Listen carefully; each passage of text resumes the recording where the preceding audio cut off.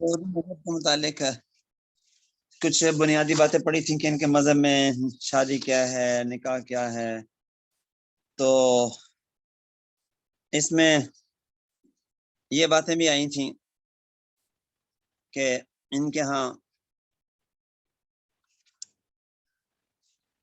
طلاق بہت زیادہ پائی جاتی ہے، کثرت سے پائی جاتی ہے.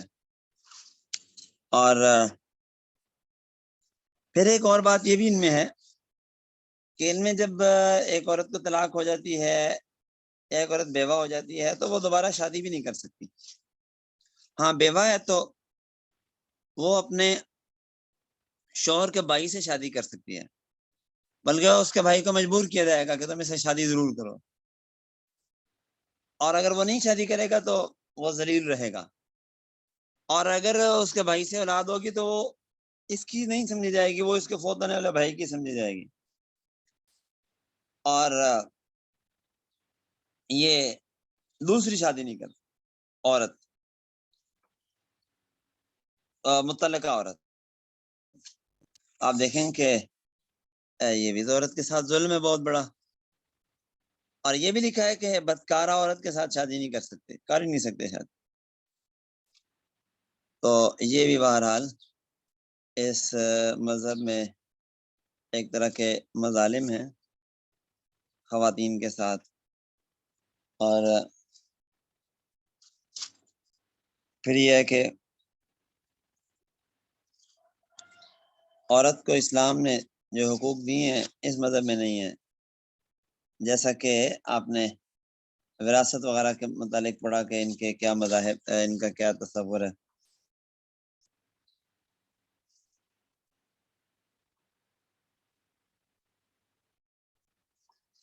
باقی آج یہودی صہیونی دنیا میں حکومت کر رہے ہیں، جبکہ قرآن نے کہا کہ ضربت علیہم الذلۃ والمسکنہ، ذلت اور مسکنت ان پر لکھ دی گئی ہے، وباؤ بغضب من اللہ. تو استاد گرامی قدر حضرت مولانا سرفراز صفدر نور اللہ مرقدہ فرمایا کرتے تھے کہ میں نے اپنے استاد محترم سے پوچھا کہ استاد جی یہ بات سمجھ میں نہیں آتی کہ قرآن تو کہتا ہے کہ ضربت علیہم الذلۃ والمسکنہ، اور یہ جو ہے یہ تو آج پوری دنیا میں چھاتے جا رہے ہیں. تو استاد فرماتے کہ ہمارے استاد جی نے فرمایا کہ جب چونٹی کے مرنے کا وقت آتا ہے تو اس کو پر لگ جاتے ہیں، گویا اب ان کی موت کا وقت قریب ہے. اور ان کا بڑا سرغنہ اور ان کا بڑا سردار دجال آنے والا ہے. اور دجال کے آنے کے بعد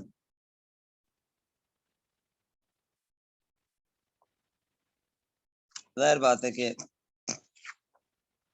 ایک دفعہ تو ان کی حکومت پوری دنیا میں قائم ہوگی، اور اس کے بعد پھر عیسیٰ علیہ السلام آ کے ان کی حکومت کا ہی نہیں خاتمہ کریں گے، دنیا بھر سے یہودیوں کو قتل کر دیے تھے، اور دنیا میں کوئی یہودی باقی نہیں رہے گا.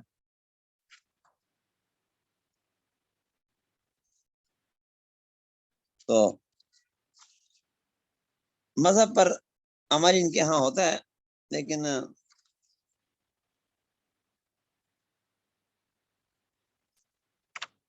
بس ایک خاص حد تک.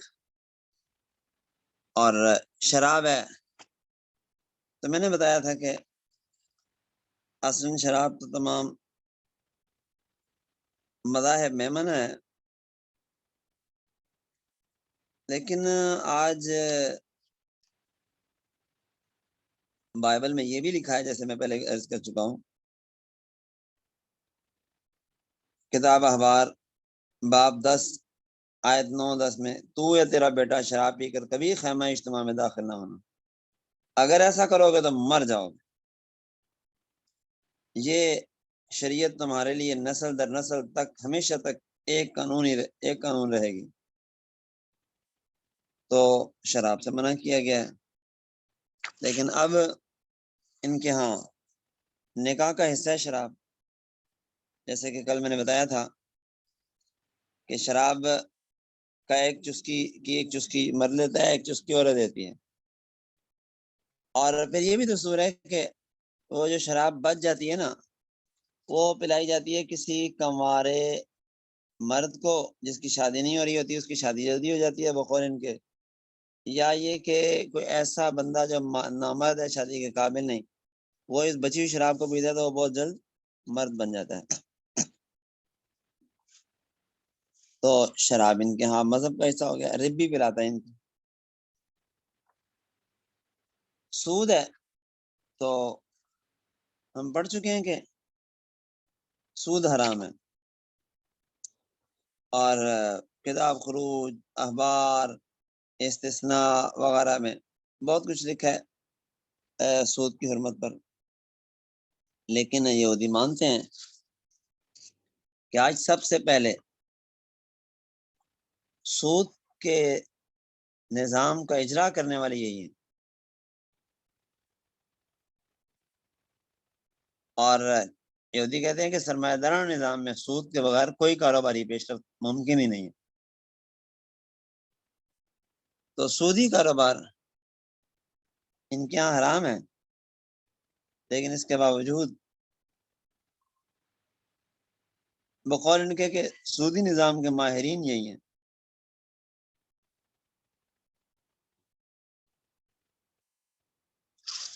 لیکن آج دیکھیں آپ، یہودیوں عیسائیوں، سودی نظام دنیا کے سارا ان کے ہاتھ میں ہے، اور پوری دنیا سود پہ چل رہی ہے، پوری دنیا کا نظام سود پہ چل رہا ہے۔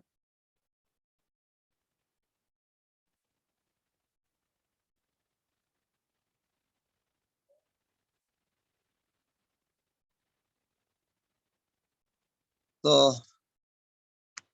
بہرحال اسی طرح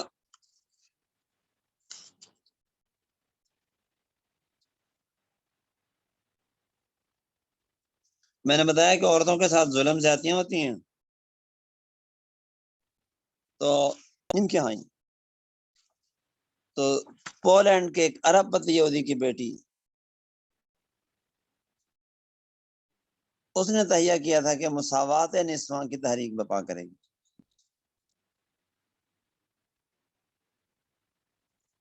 اور اس نے عورتوں کے حقوق کے لیے پورے امریکہ میں اپنی تقریروں، مضمونوں اور وکالت کے ذریعے ہلچل مچائی، اور اسی کی تحریک کی بنیاد پر بعد میں جا کے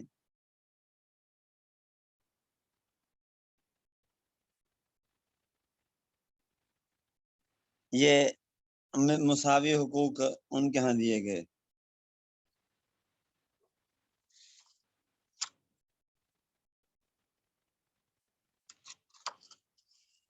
یہودیوں میں سر ڈھانپنے کی بھی بڑی تاکید کی جاتی ہے، یہودی سر اپنا ڈھانک کے رکھتے ہیں، ننگے سر نہیں رہتے۔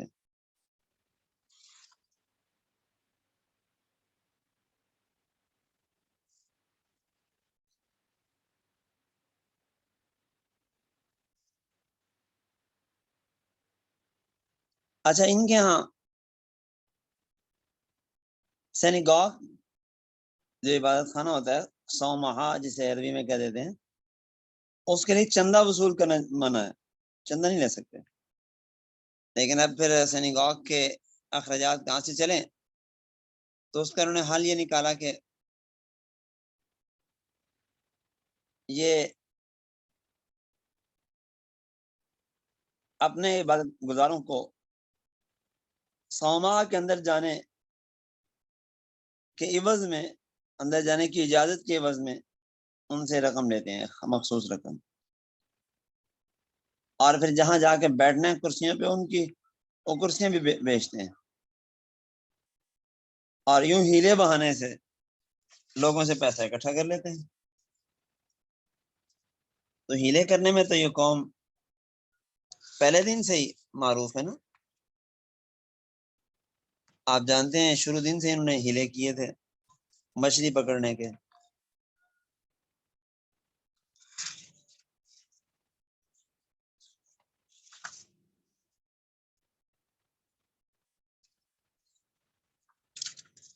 اور موسیقی کہتے ہیں کہ عبادت ہے، اور تالمود میں لکھا ہے مصری غلامی سے نجات کے بعد یہودی خوشی سے بے قابو ہو کر ناچنے لگے تھے۔ اس کی اتباع میں ہیکلوں میں، سینگاگ میں، سوموں میں یہ شرابیں پیتے ہیں، ناچتے ہیں، گاتے ہیں۔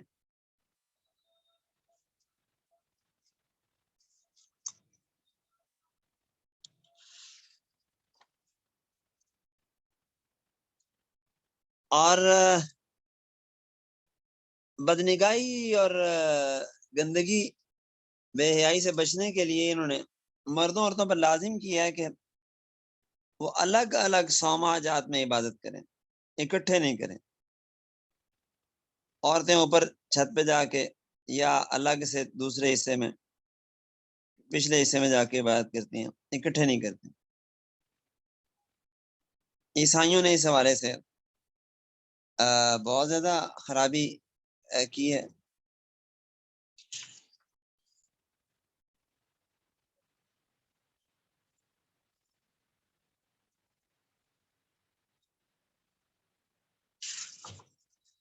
تو بہرحال یہ کچھ تعارف تھا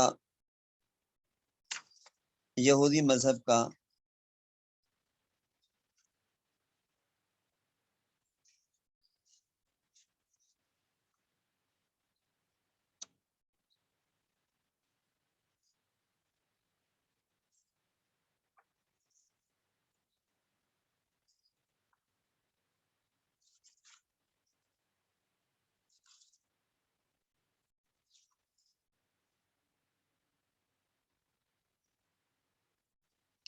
تالمود کے مطابق یہودی مذہب 3 اصولوں کے گرد گھومتا ہے۔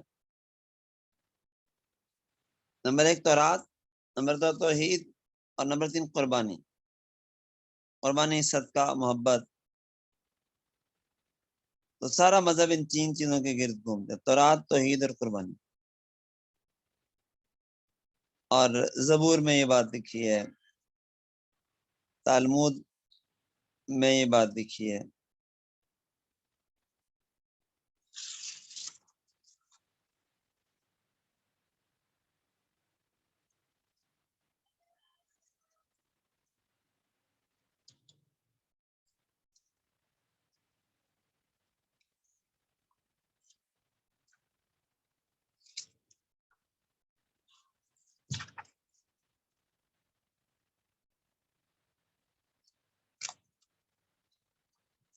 اچھا، ایک بات کل میں نے آپ سے عرض کی تھی کہ کل میں آپ کو ان کے احکام عشرہ کا تھوڑا سا تعارف کرواؤں گا، تو وقت تو تھوڑا ہی ہے، چلیں مختصر بات کرتے ہیں۔ یہودیوں کے ہاں بنیادی احکام عشرہ ہیں۔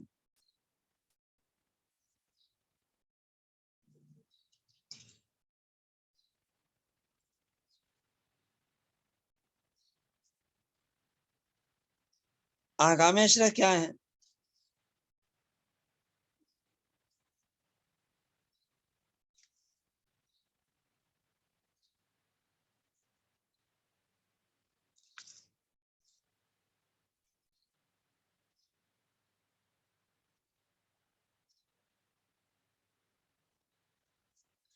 تو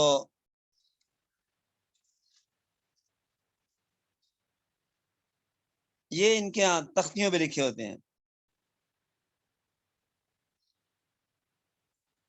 اور یہ کون سے ہیں احکام عشرہ؟ کہتے ہیں کہ یہ وہ ہیں جو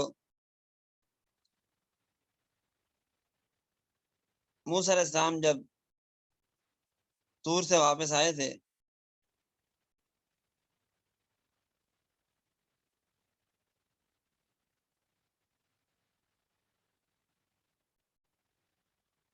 تو وہاں سے لے کر آئے تھے۔ یہ ان کے ہاں بڑی اہمیت کے حامل ہیں۔ اور امریکہ یورپ وغیرہ میں اہم مقامات پر خوبصورت انداز میں احکام عشرہ کندہ کیے ہوئے تھے.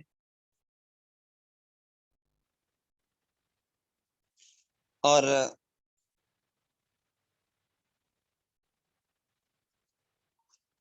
یہ ان کی ترویج کرتے ہیں.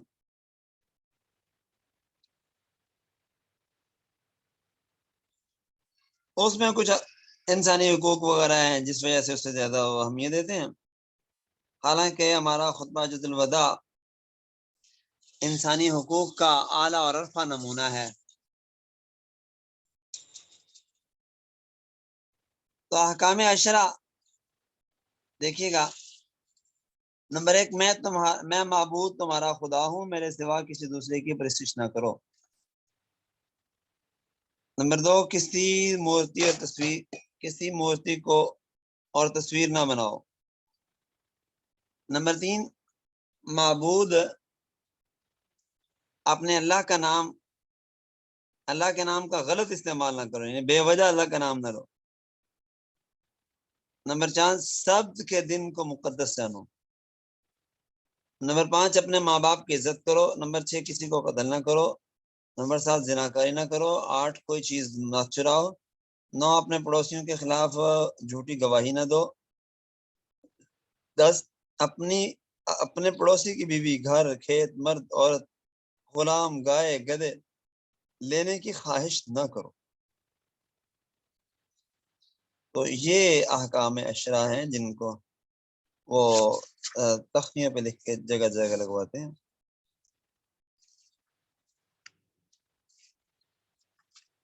تو باقی ہے کہ یہودا کا نام گزر چکی بات بڑے احترام سے لیتے تھے. آخرت کا جو عقیدہ ہے نا، یہ انہوں نے تو تقریباً نکال ہی دیا ہوا تورات سے تحریف کر کے.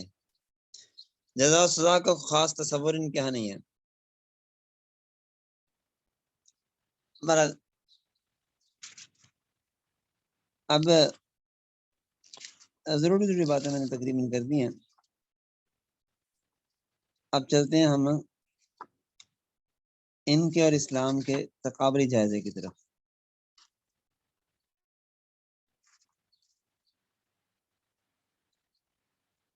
کہ اسلام کو اللہ تعالیٰ نے ان گنت خوبیوں سے نوازا ہے، جو خوبیاں کسی صورت میں بھی یہودی مذہب میں نہیں ہو سکتی.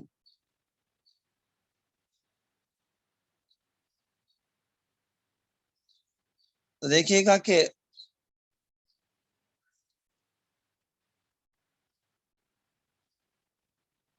ایک یہودیت ہے موسیٰ علیہ السلام کی، انبیاء بنی اسرائیل کی، جو وہ لے کر آئے تھے.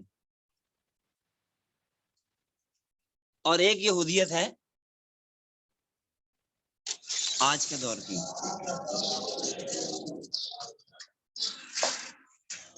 ہم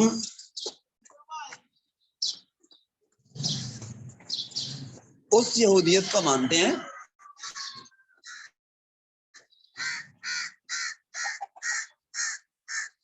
جو انبیاء بنی اسرائیل کے دور میں آسمانی مذہب تھا، جو حق ہے.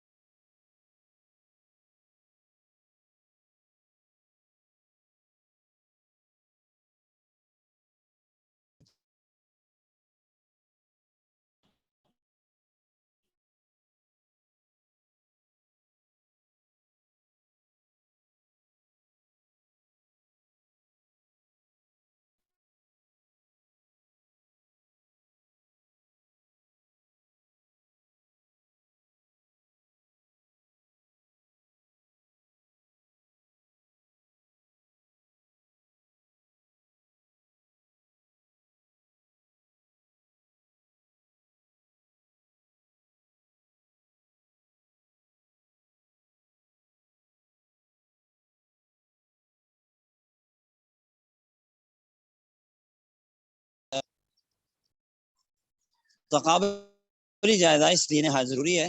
تو میرا خیال ہے آج وقت کافی ہو چکا ہے، اسی پہ اکتفا کر لیتے ہیں. کل اللہ نے چاہا تو کل تقابل کریں گے انشاءاللہ.